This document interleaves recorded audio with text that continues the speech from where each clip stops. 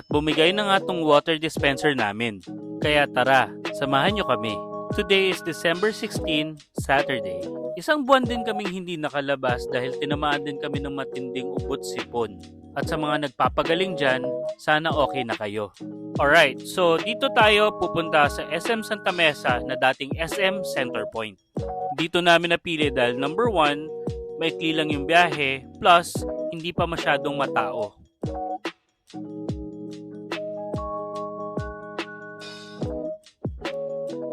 Parang hindi na ako updated, nagtaas na pala sila ng parking fee from dating 40, ngayon 50 na. Diyos ko, mali pala ako, akala ko kukonti lang ang tao. Dito pa kami nakapag-park sa pinakataas.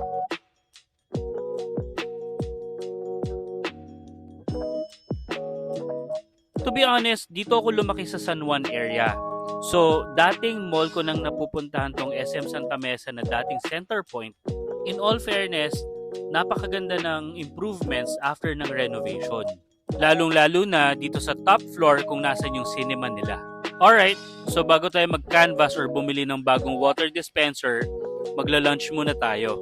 Actually, ilang buwan ko nang kinukulit si Mrs. na subukan nitong Popeyes.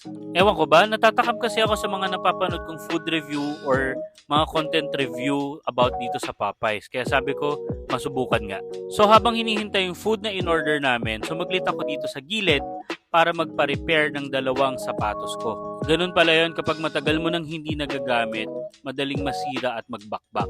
Medyo nabigla ako sa presyo and after 10 minutes wala pa ring lafang. Tom Goods na ako. Sa wakas, ayan na. Sa sobrang daming pagpipilian sa menu nila, kung ano na lang yung pamilyar sa mata namin, yun yung in-order namin. Very basic lang, chicken, rice, spaghetti, tapos biscuits ata ang tawag doon, tapos lemonade. At paglapag, yung biscuit agad ang una kong tinikman. Actually, sakto lang siya. Actually, pagdating sa food preference, magkaiba kami ni Mrs. Si Mrs. more of ramen, mga samgyupsal. Ako naman, fast food, yung mga unhealthy katulad ng burgers, pizza, spaghetti. Pero tinatry ko naman siyang kontrolin. Kasi syempre, nagkakaedad na tayo, kaya we have to take good care of our body, lalong-lalo na may mga chikiting. So habang nagpapababa ng kinain, nag-decide muna or nag-aya sila Love at Baby Mira na mag-arcade muna.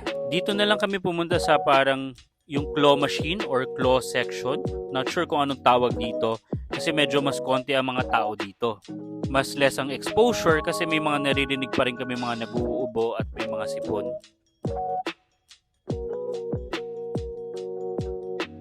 Dito sa part na to, swinerte si Baby Mira.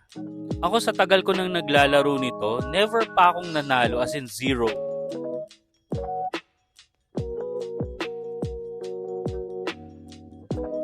Ayun, so after, dumiretso na kami sa SM Appliance Center.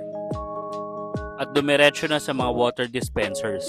Supposed to be ang kukunin namin is yung bottom load or yung mga bagong labas na water dispenser na nasa ibaba yung basyo ng tubig. Dahil syempre, at least hindi ka na magbubuhat ng ganong kabigat para lang ilagay sa ibabaw, diba? Pero may nag-advise sa amin na medyo sirain yung pump, kaya pinaka-advisable pa rin talaga yung traditional na top load. After ilang minutes, nakapili na kami at ito ang napusuan namin, yung American Home brand. Design-wise, very minimalist lang siya. Very simple tingnan but elegant. Plus, we got it in a very good price naman. Yun, so after namin magbayad, time for pickup na. Ayun, so kung nakarating kayo sa last part ng video na to, maraming salamat po.